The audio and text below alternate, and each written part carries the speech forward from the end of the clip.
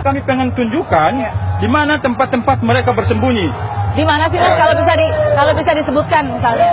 Paling tidak di area. Paling tidak di hutan. Yang kedua kemudian di kamar kantor, ketika itu dikunci tidak bisa dibuka, berarti mereka di dalam bersembunyi. Kemarin saja, hari kemarin baru tanggal 30 April. Tanggal 29 kemarin, warna helm diganti menjadi dari kuning menjadi merah, dari merah menjadi putih. Padahal sesungguhnya mereka tidak punya skill. Oh, ini pergantian helmnya sudah ada. Dari merah-merah itu artinya adalah? Kalau merah ini kan kepala supervisor ya. Kalau yang kuning standarisasi kru. Ya. Jadi yang kuning ini tidak memiliki skill apa-apa. Oke, ada pengamanan ketat nggak untuk masuk untuk melihat bagaimana proses mereka bekerja? Kami ingin saja mau masuk melewati portal ini tidak bisa di garis merah. Teman-teman wartawan pun yang lain yang ada di Morowali itu tidak dibiarkan untuk kemudian masuk di area publik itu. Jadi, tapi tenaga kerja asing bisa masuk? Kalau tenaga kerja asing bisa masuk, Pak. Yang dijaga tadi dikatakan bahwa masuk portal saja susah. Yang menjaga itu siapa? Security. Ada juga teman-teman TNI, Polri di sana. TNI, Polri, dan security. Berapa sih perbedaan gaji antara tenaga kerja Indonesia yang ada di Morowali dengan yang di kami menduga bahwa kalau karyawan asli Indonesia, ini kan yang level kru, paling tinggi gajinya itu 4 juta. Dibanding dengan kemudian karyawan Tiongkok yang ada di Indonesia, yang ada di Kabupaten Morowali, kami taksirkan bahwa gaji itu berkisar di angka 20 jutaan lebih. Ini level kru, sama dengan statusnya karyawan Indonesia. Lalu kemudian kuning dulu, biru, baru merah, baru putih. Ketika kemudian ada aksi demonstrasi, mereka dilarang ikut aksi demonstrasi. Nah, ketika kemudian itu dilakukan oleh kawan-kawan buruh seperti yang saya lakukan di 2 Maret lalu, tahun 2015, pasti akan terjadi PHK yang besar-besaran yang dilakukan oleh PT. Dan PHK ini tidak ada pengamannya ya? Iya, kayak abang saya kemarin, Bang Ir, ini kemudian mantan kepala supervisor di logistik. Ya. Ini di PHK, tidak ditahu sebabnya apa, kemudian apa yang kemudian dia lakukan, kesalahan apa yang dia lakukan, ini justru tidak ditahu. Oke, Bang Ir sudah kerja berapa lama di sana? Kalau saya kurang lebih 2 tahun. Lalu kemudian di PHK tanpa alasan? Tanpa alasan. Siapa penggantinya Bang Ir di sana? Kalau pengganti saya sekarang orang Cina, Pak. Dan gaji kami kita buruh dari Indonesia ini, jabatan saya itu sudah mencapai helm putih, Pak. Nah, dari helm kuning. Helm putih berapa, mohon maaf? Minimal seharusnya dia 20 jutaan, tapi gaji saya cuma 6 juta, Mbak.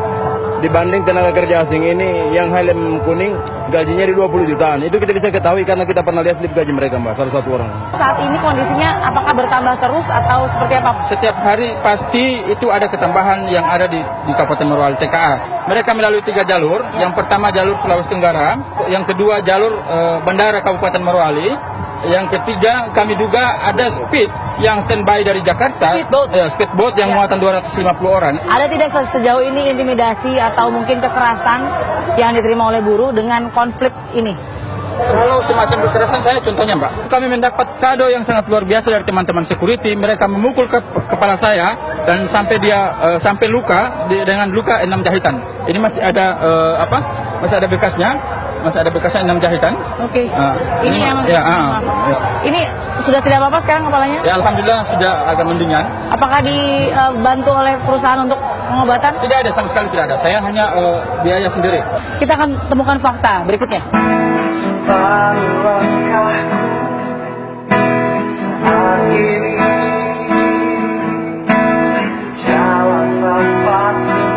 Pemirsa, Fakta akan mendengar bagaimana kemudian kesaksian dari seorang musisi dan juga public figure, Ivan Seventeen. Kabarnya Ivan Seventeen ini memiliki juga data-data, kemudian dokumentasi soal tenaga kerja asing di Morowali, Sulawesi Tengah. Halo Mas Ivan. Halo. Apa kabar? Wani lagi asik di depan. Apa kabar? Sehat. Sehat ya? Ya. Oke nih Mas Ivan, kita mau ngobrol sedikit. Kayaknya mendingan kita enaknya sih ngobrol di dalam kali ya. Oke, boleh ya, nggak apa-apa. Kita ngobrol di dalam ya. Ya, monggo. Oke, permisi. Mas Ivan ini kan masih aktif bermusik ya? Masih, alhamdulillah. Nah, terus katanya lagi konser di Morowali. Itu gimana ceritanya? Jadi waktu itu tuh sebenarnya sekitar bulan apa ya? Oktober 2017. Oke. Seventeen itu manggung di Morowali, di Kendari sebenarnya, manggungnya di Kendari.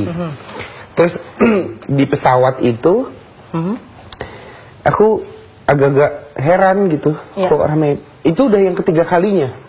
Kok satu pesawat itu mungkin bisa dibilang 90% tuh orang Cina.